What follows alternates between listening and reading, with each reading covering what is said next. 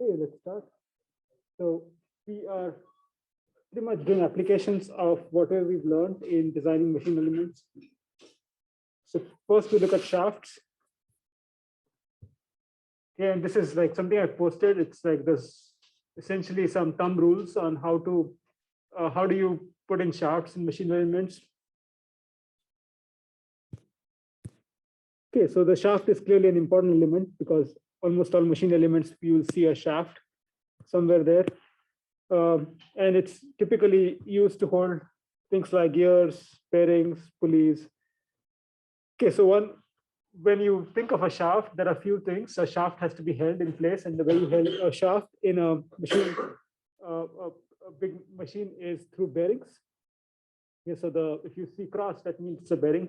And a good design will typically put gears or supporting elements in between the bearings. Okay, so something like this is a good design. It's simply supported.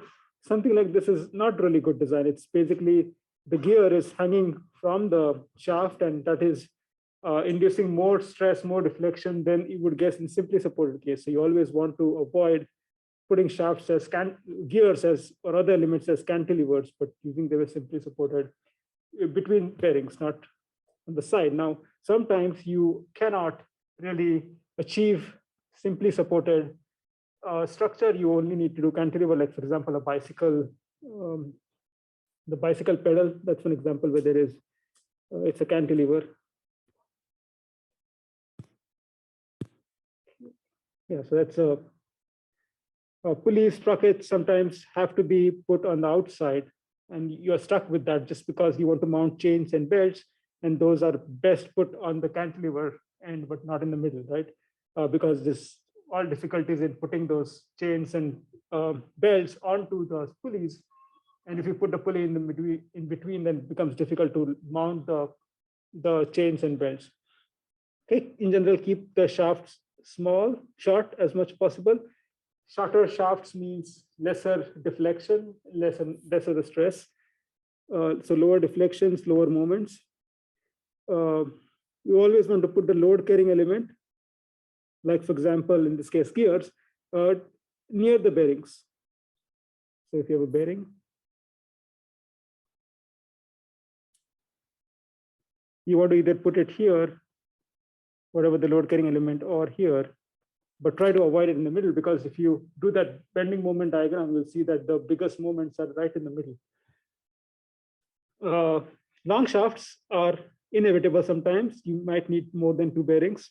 You just have to be careful that those bearings are aligned. If they're misaligned, then there's going to be a lot of problems. So in general, keep the shaft length small is the general recommendation. Then sometimes we use shoulders, and these are just to take axial loads. So for example, if there is a shaft here with a shoulder, and there's a housing. So when there's a force, which is an axial load, axial because it's along the axis of the shaft, then those shoulders help you to take those weights. So that's another trick to take axial loading. And the reason I say axial loading is because most times you think of shafts as taking rotary loads due to gears and motors and pulleys. Okay, missed something. Wait, I missed something here. Okay, so that got skipped. Okay, so in general, when you think of transmission, you have to think of all these methods. And some of these we'll talk about in this course a little bit later. Keys, set screws, I think, and press or shrink fits, I think. So this is so the book actually goes in detail on how to design. I just gave you the gist of it. And so all these things which I've said as follows from what we've learned so far is bending moment diagram, shear force diagram, torque diagram, compute the maximum stress, limit this maximum stress, and so on. So next section, we will actually do that.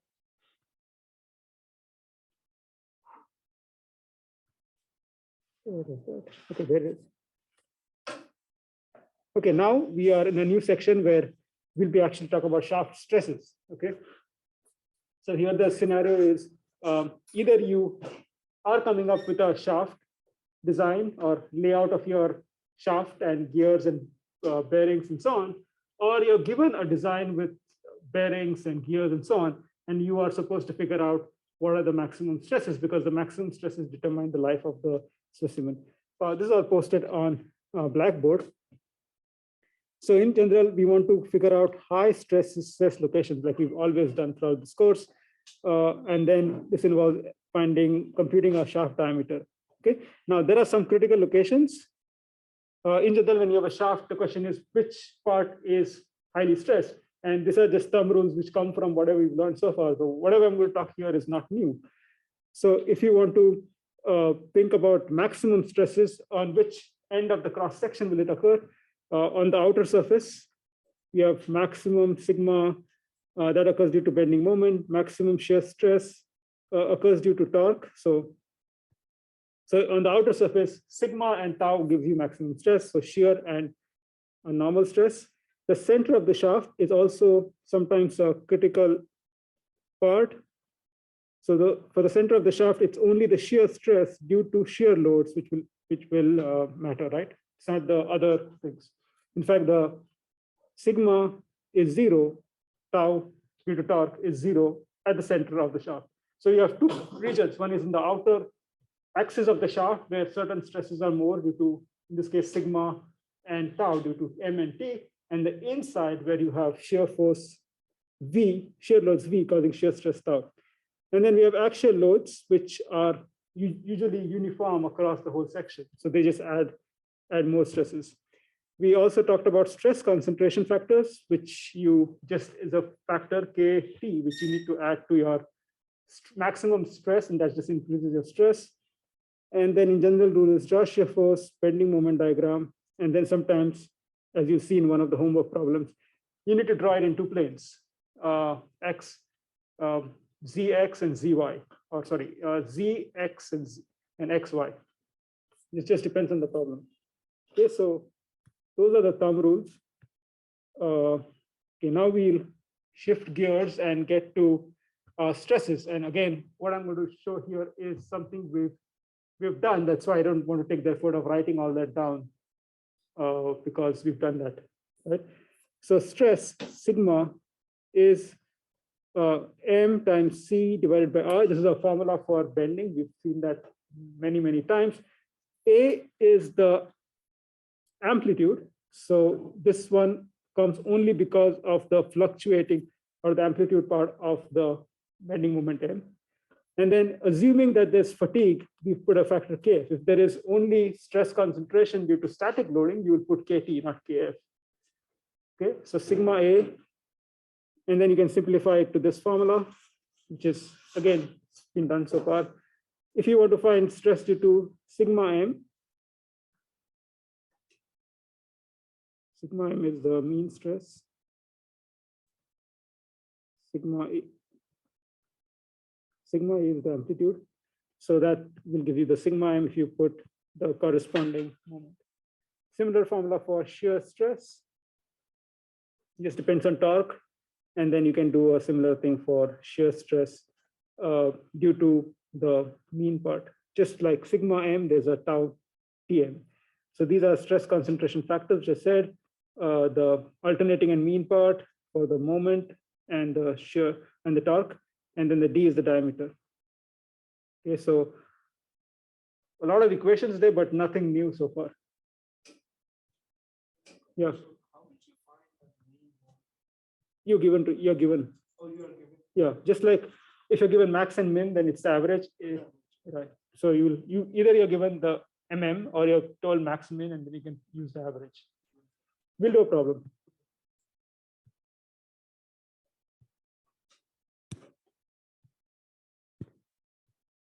Get rid of the lines.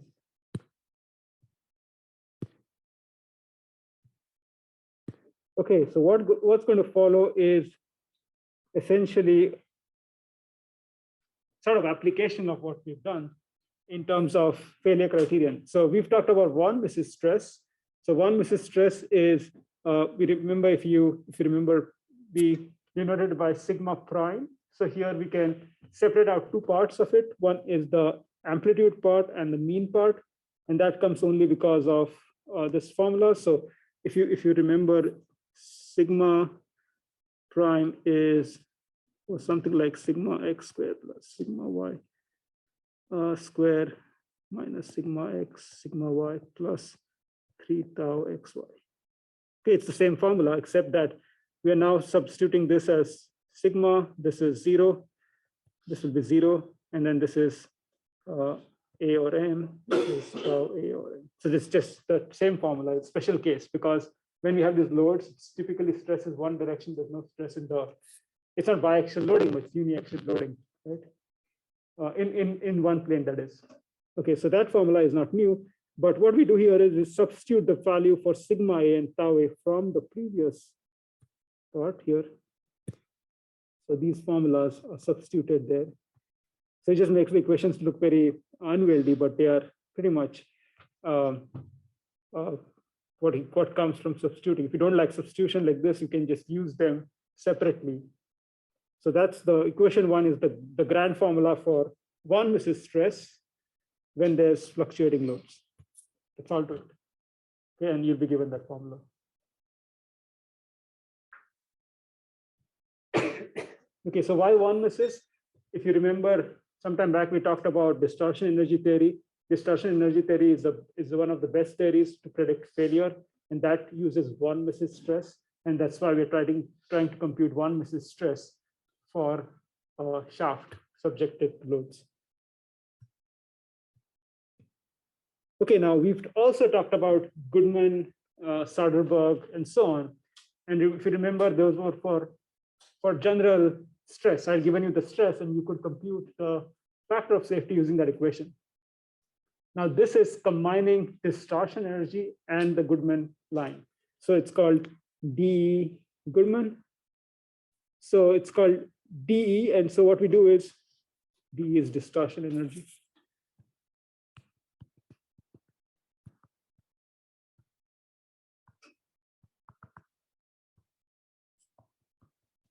Okay, so distortion energy means that we need to use one misses stress, and that's what we substitute here. This is the one misses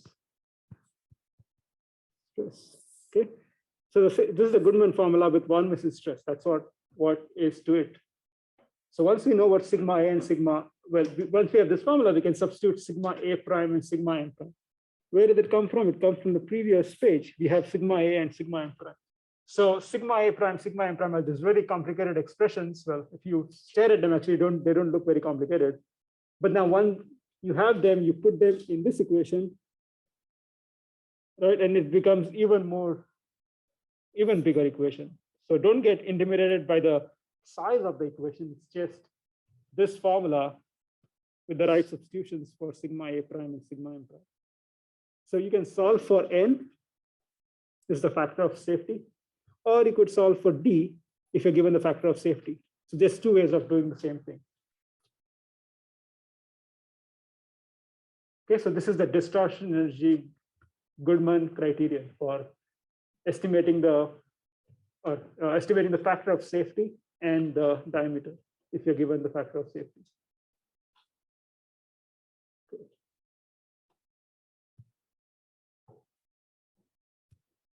Okay, so similarly, we have the Gerber criterion, which is this, and I should put sigma M prime. So these are the, now I'm going to put the one misses stress, again, that complicated expression, previous two pages back.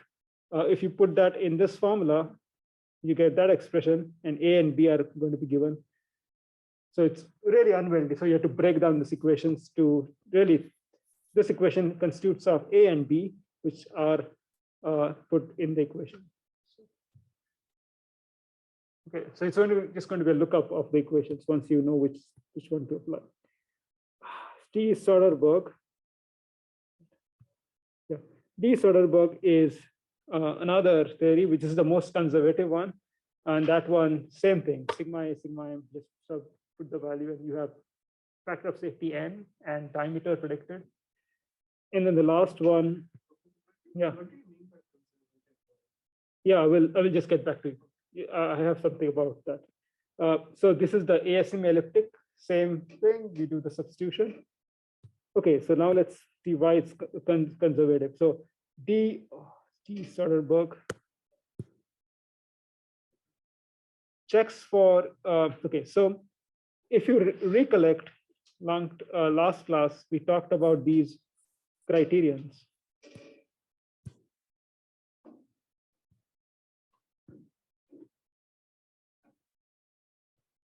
Okay, S, Y, S, E,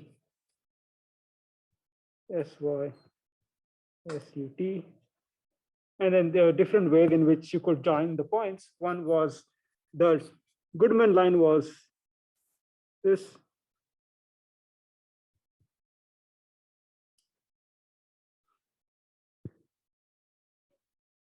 The Langer line was this.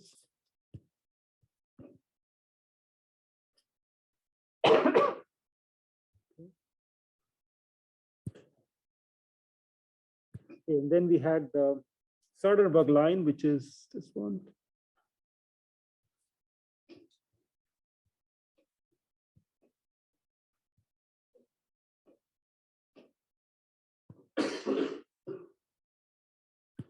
And the two more, like ASME, elliptic, and Gerber line. Okay, let me see what those look like. Just have to look at the equations. So that one goes between SC and SY. It's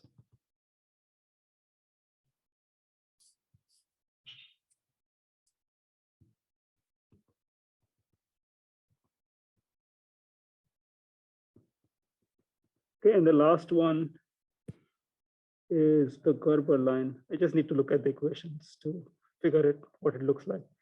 So the Gerber passes through SC and SUT. So,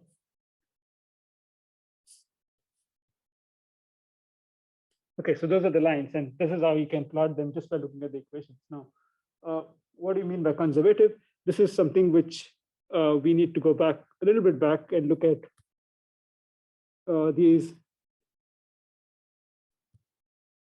this plot. Okay. So that's again plotted over here.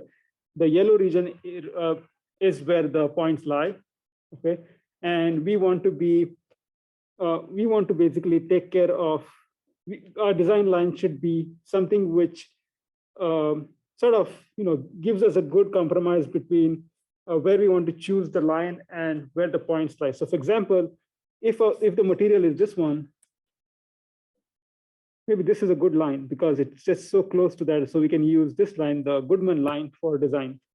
But when we talk about this point now, the distance between this line and this point is far. And so our design is going to, so this says that the Goodman line is conservative when it comes to estimating the designing based on the material which stands over here. So it's conservative. So clearly the closer this line is towards the 0, 0, it's going to be more conservative because that spread is on the right side. So you can see from these lines that the Soderbergh line is the closest to 0, 0, which means it's the most conservative one. And then Goodman is less conservative, but still conservative. And I think the best one is probably, I mean, there's no real best one here. So for example, let us look at this one. Okay. This one is saying that ASME elliptic is saying that this point, well, if you use this line and your material is here, it's going to fail because it's below, right? But for these points, it's going to be good. Same for the Gerber line. So really your choice depends on what material you're designing it for. Okay, so that's one thing. Now, the other thing which is important is that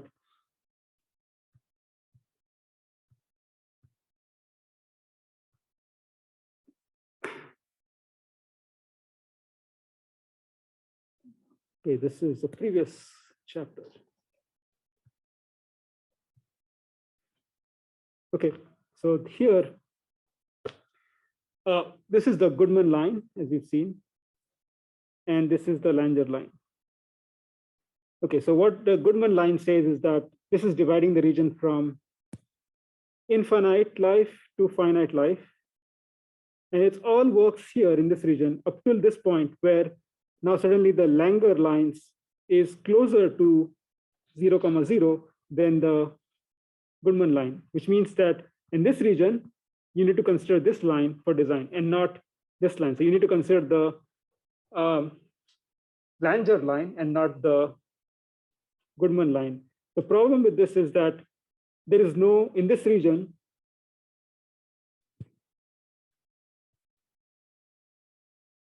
should be very more specific. So in this region, right from here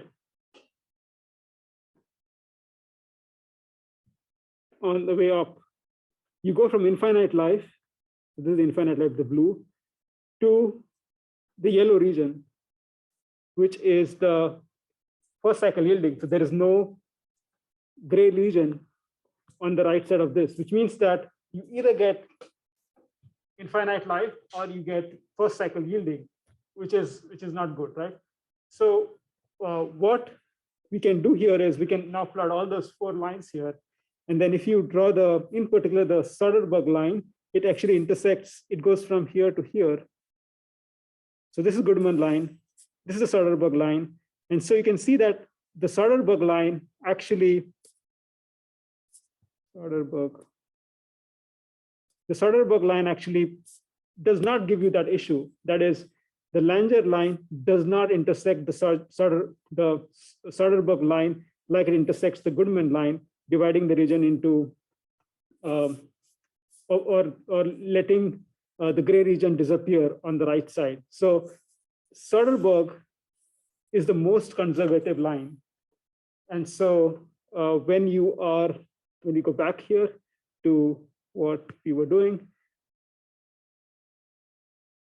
so it checks for yielding through its model, right? And the reason why it checks is because of this, because the yield line is here and the Soderberg line is here. So it basically takes care, it doesn't really have this problem. And so it's very conservative. And so you don't have to worry about if you use Soderberg line to check for yielding.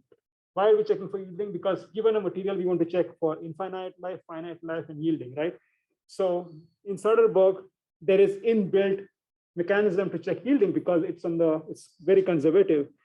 However, for D. Goodman, D. Gerber, and asymmetric, they don't check for yielding because they lie on that region where there is no gray region I showed you, right? In this case, you need to check for first cycle yielding.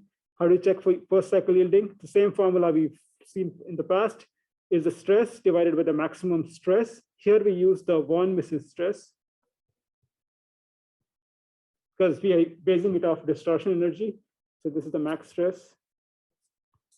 And then we check that. So we have all these formulas I talked about, D, Goodman, D, Soderberg, are for NF, or the fatigue factor of safety. This, on the other hand, is for first cycle yielding. It's just like what we have done before, but in this case, specifically applied to shafts. Okay, so I think the best way to learn about this is to solve a problem. And this is a relatively simple problem because the shaft has just a torque and a moment, and you don't really need to do any free body diagrams and compute things.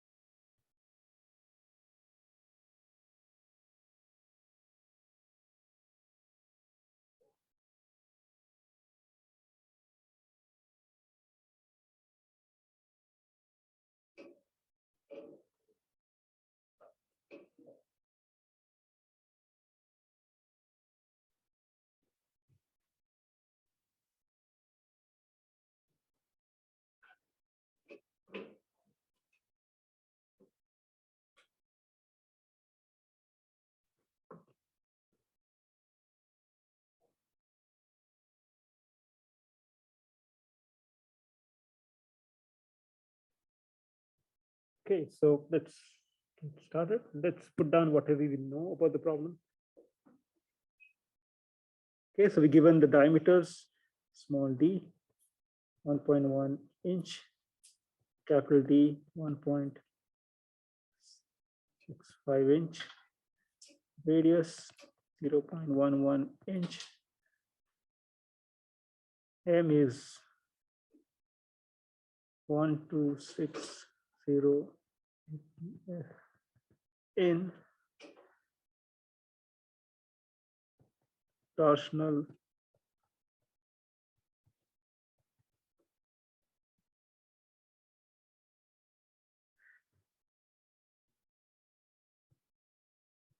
SUT is 105 kpsi.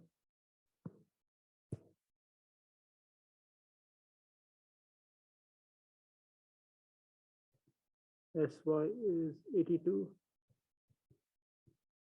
kpsi.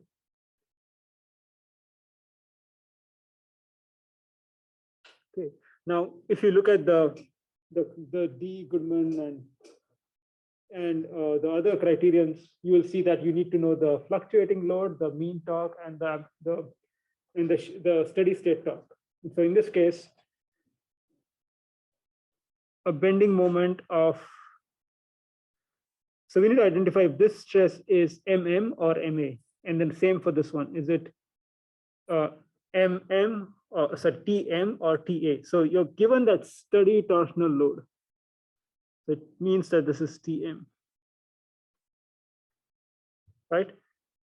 And then the question is, what about M? Is this steady or it's the amplitude? Well, the way this works is you're subjected to M, and then it is actually spinning. And so this M, in this case, happens to be the amplitude, right? Because if you bend it, and then if it rotates, then the M is going to be fluctuating because of the way it's rotating. So this means that MM is 0, TA is 0. Okay, so given this, the question is, what else do we need to compute these factors? So let's just go back and see, just get a sense of what numbers are needed. Okay, so let's go. It's Goodman, Gerber. So okay, so let's just go. Yeah. MM will not be 0. If it's stationary, if it's not rotating, then it would be MM would be constant. You'll be explicitly given that.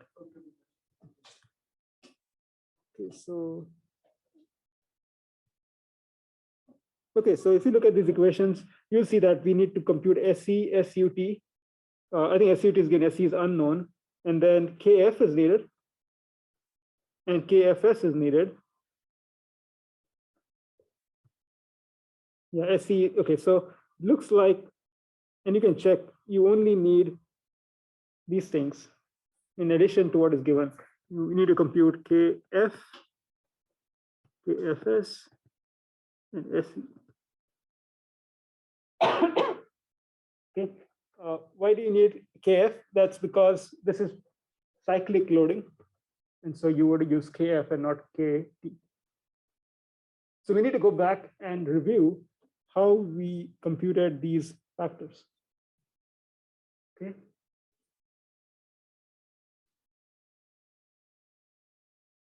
So once we get that, it is straightforward because all the equations, it's just a matter of plugging them in equations. So let's compute those.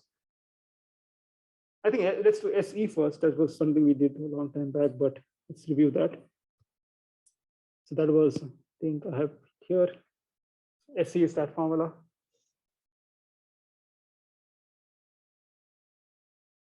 Okay, so KA, KB, KC, KD, KE, and SE prime. Okay, I think there was another thing before this. SE prime itself was, yeah, 0.5. I'm just trying to get that equation.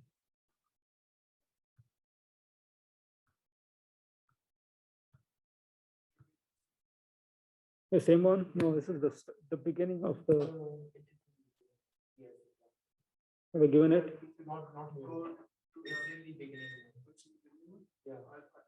Temperature. No, it's not. 0.5 SET. Yeah, it is. It should be somewhere here, if I'm not mistaken.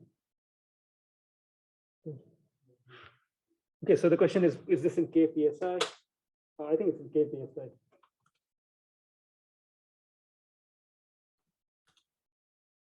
So k, it's kpsi. Everything is kpsi. So we have to use this formula. So we need to figure out what SUT is. In this case, SUT is 105. So that's less than 200. So we use SE prime is 0.5 SUT.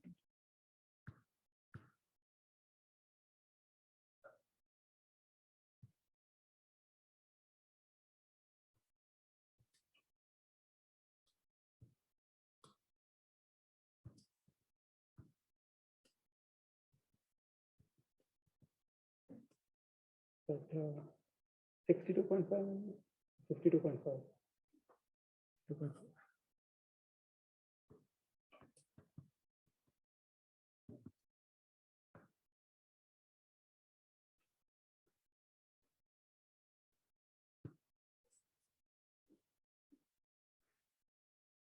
Okay, let's compute SE. It's KA, KB, KC, KD, KE, SE prime.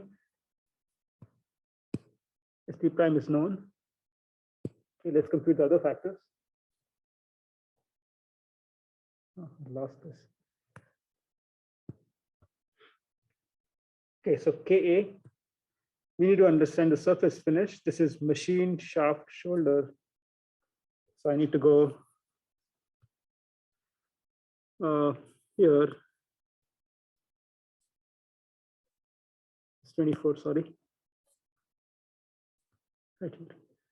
Okay, so machined or cold drawn would have A of, so we're looking at kpsi, so 2 for A and minus 0.217 for B.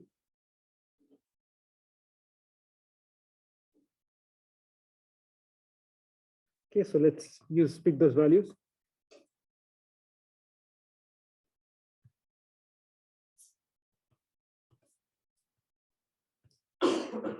So A is 2, SUT is 105, B is minus 0.217.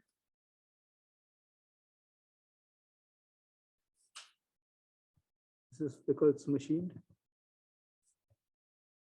So this works out to be 0.729.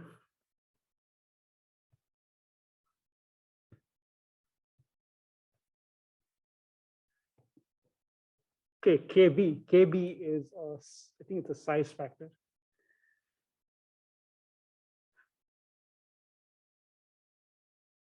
KB.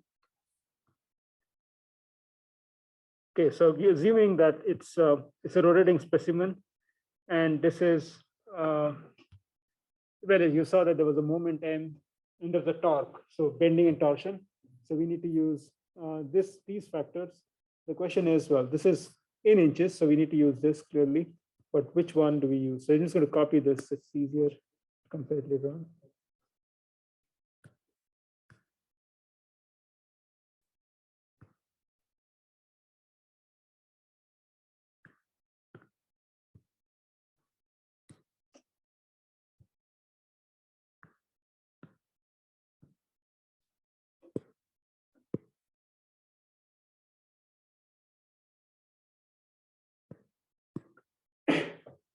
Okay, the diameter we have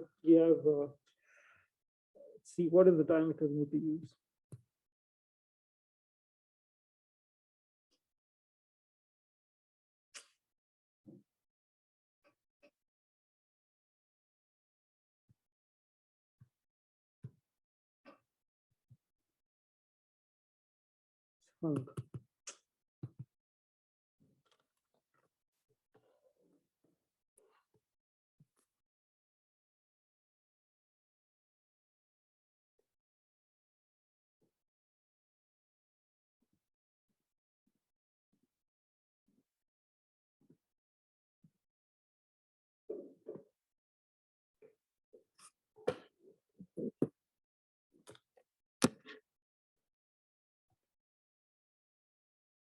Okay, so we have a diameter 1.1 and 1.65.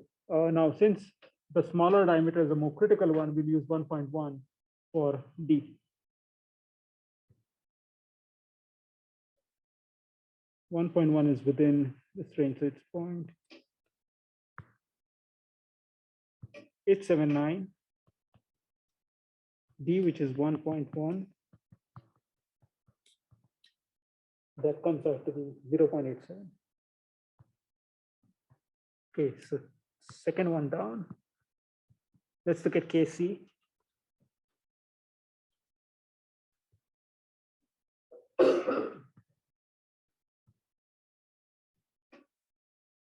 So now there is a we have 1 for bending and we have 0.59 for torsion. Okay, so which one do we use? Well, so remember that S, so you just copy this and then we can talk about it.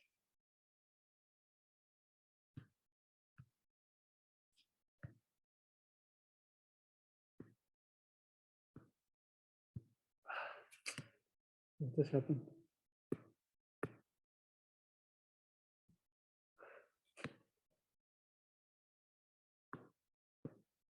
No.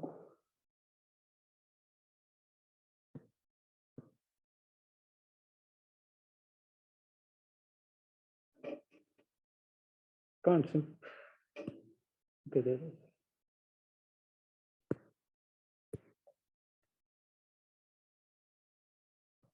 Okay, so in this case, we have bending and we have torsion. So which one do you use? Now, this is really, it's a design problem where you could potentially use either of them, okay? And you can give your justification. So what I would do is, you can see that the way this factors into SE is this K, KB. So a bigger K, so 1 would make this SE equal to SE prime.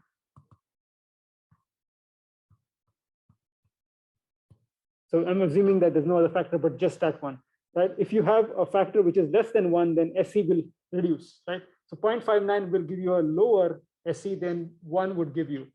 And the lower the endurance means you're going more conservative because your strength is now lower than what it was if you assume 1. So it's really your call. If you think that you want to be more conservative, I would use 0.59, which will reduce SE compared to 1. So totally up to you. Reducing SE is a good thing. Reducing SE is a good thing, but it will lead to a conservative design. So what is the adverse effect of conservative design? you will get a thicker shaft or heavier design. Is less. What's wrong with my more? Is less conservative as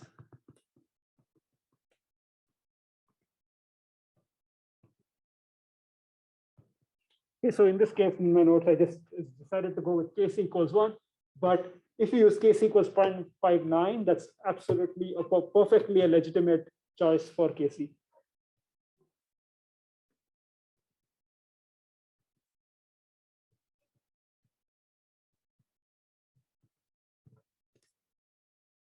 Okay, now let's look at KD. Okay, temperature, luckily there's no temperature factor, so KD is 1. And then the last one, I think, is reliability, and that was given to be 99% reliability. Check the question. 0.99. Yeah, so let's just look at the reliability factor. Right here. So K is 0.814.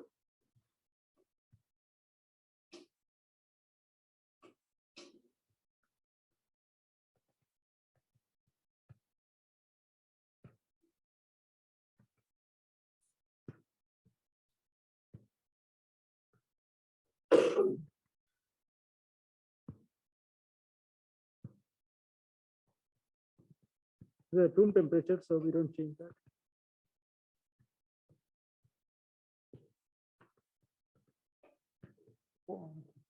Point 814.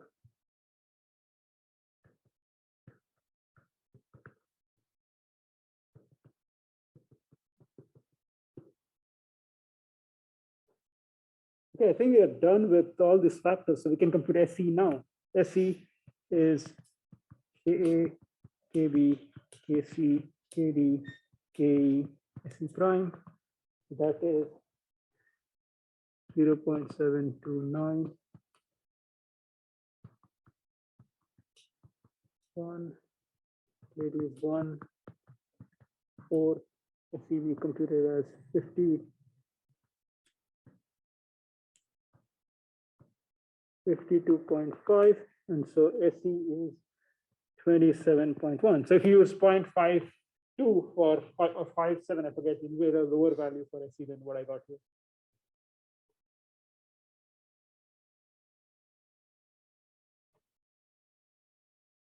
So what we've got here is just this value. We need to compute KF and KFS. Let's do that next.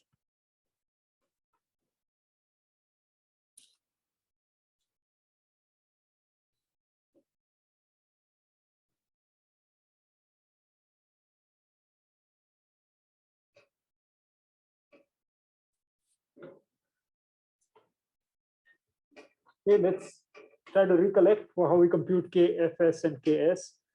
So KF, so let's go back. This is notch factors here. Okay, so this is how we do it. We compute KT, KTS. That is the stress concentration factor for, because the geometry is not uniform, it changes. Then we compute Q, QS from the figure on the next page, which I can easily load, and then compute KF, KFS using the following formulas. Okay, so that's what we'll do now.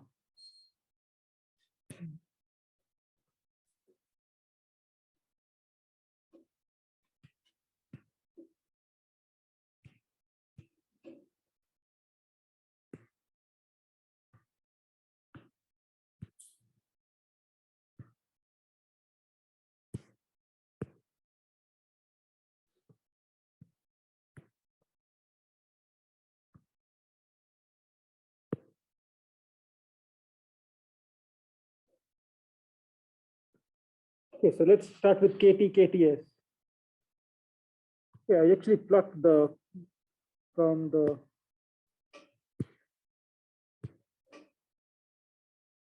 I think I have the pages from the appendix which will give us these values.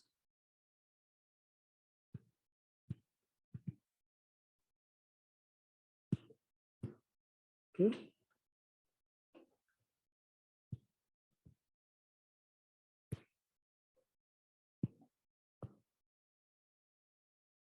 Okay, I'll move that around a little later. So let's see where we want to, how we want to compute this. What we need is we need capital D divided by small d, and then we need R divided by D. So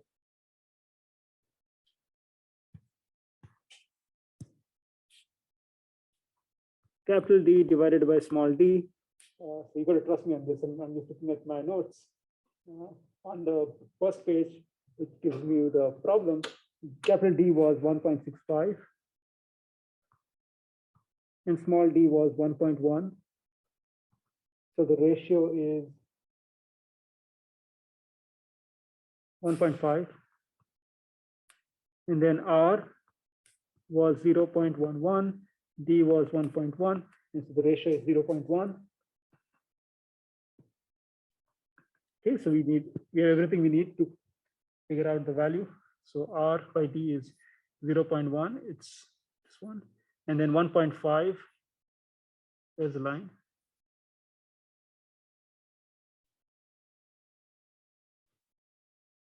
Okay, so this is 1.6, maybe 1.7.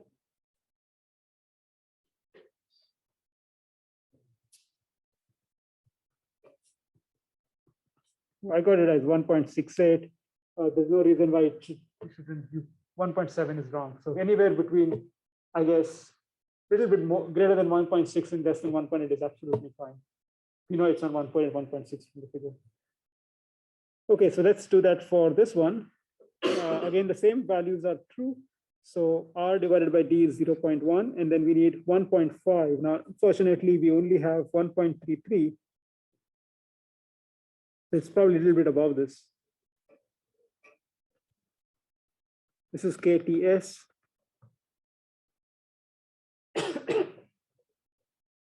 I put 1.42, yeah.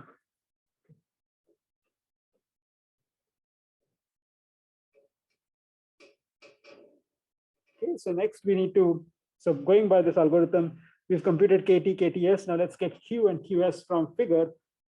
This is here. See, we have to go back to those notes.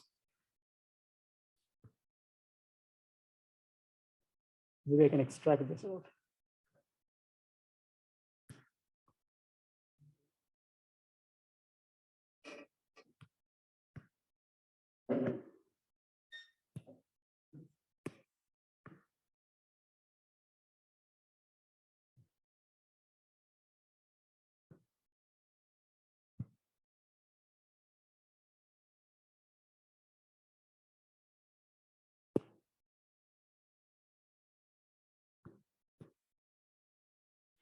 Okay, there we are. So what we want is, this is a function, the Q is a function of S of R, and I think SUT.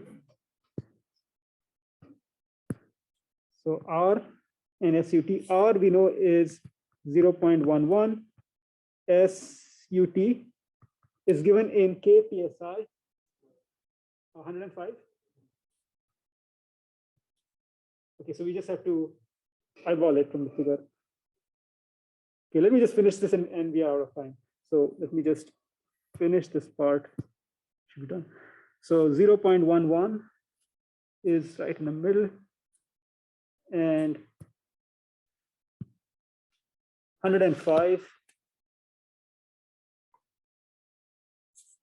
This 100. So we'll base it off 100. So no, 0.8 and 1. I'm guessing 0.85.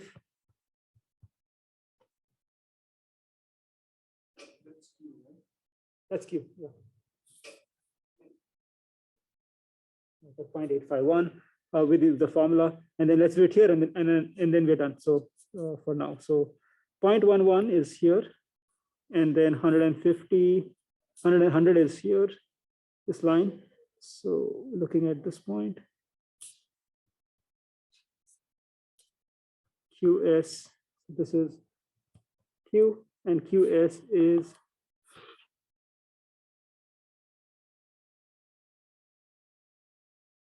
0.85 again. 0.85. I got 0.88. So let's do that.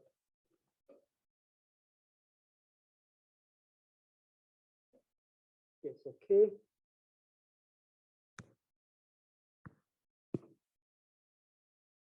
Let's see what's KF.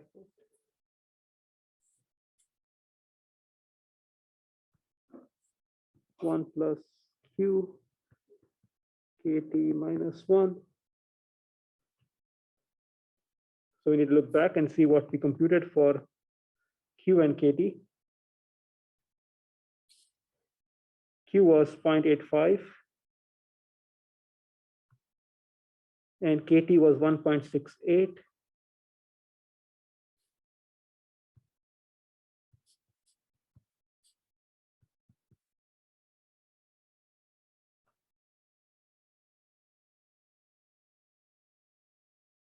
Okay, so this comes out to be 1.58, and then KFS is 1 plus QS, KTS minus 1. So QS, again, you need to go back. QS is again 0.85, and QTS is 1.42.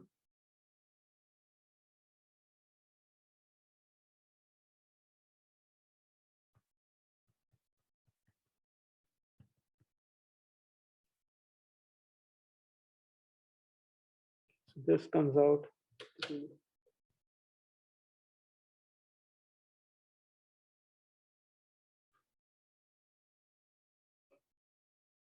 1.36.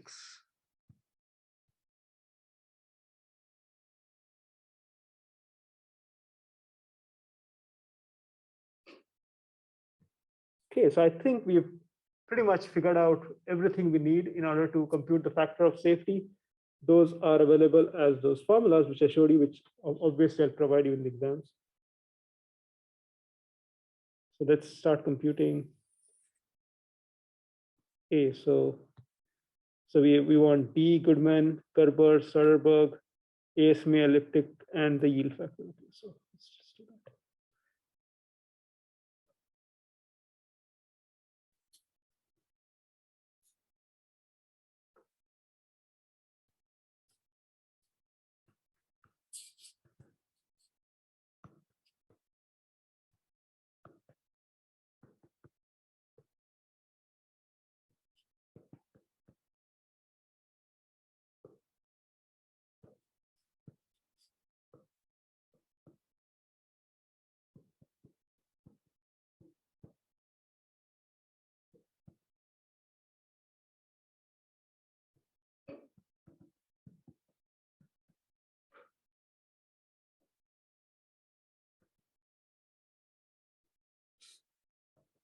Okay, this dot just means I'm just going to continue in the next line, 3 dots. SUT.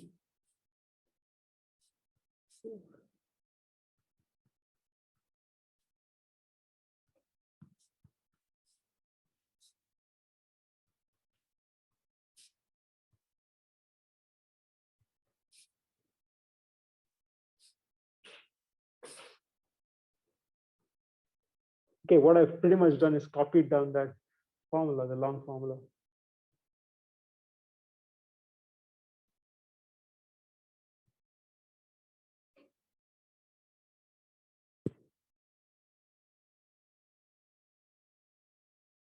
Okay, so instead of me writing these formulas down, uh, let me just take a shortcut. Just let me write down the final answer, but refer to the right equation.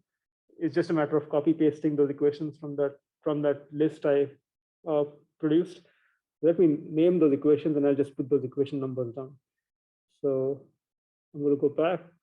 Right.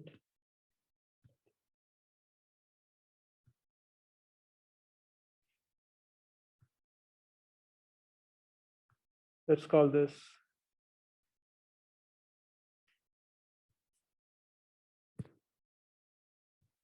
I.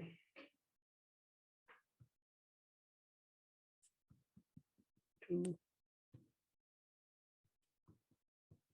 3, 4, and then this one is number 5. Okay, so all I'll do is, so you can then refer to the notes. This is using 1, B, C, D, E.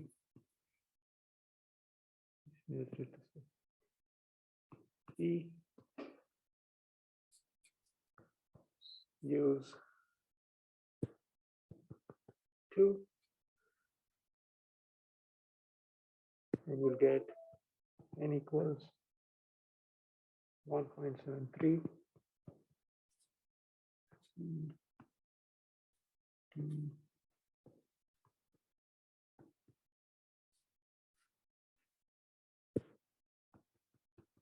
3, 4, 5, and then the answers are 1.46. This one is really the most conservative one, Soderberg. 1.74, then 4.5. This is the, so DE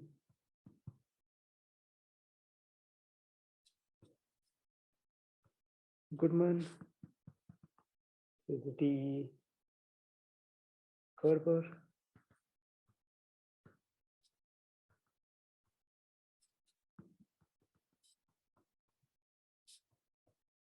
Soderbergh.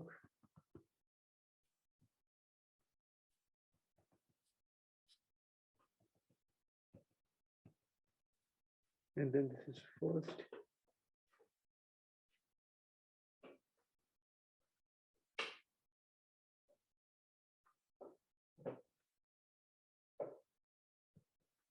First.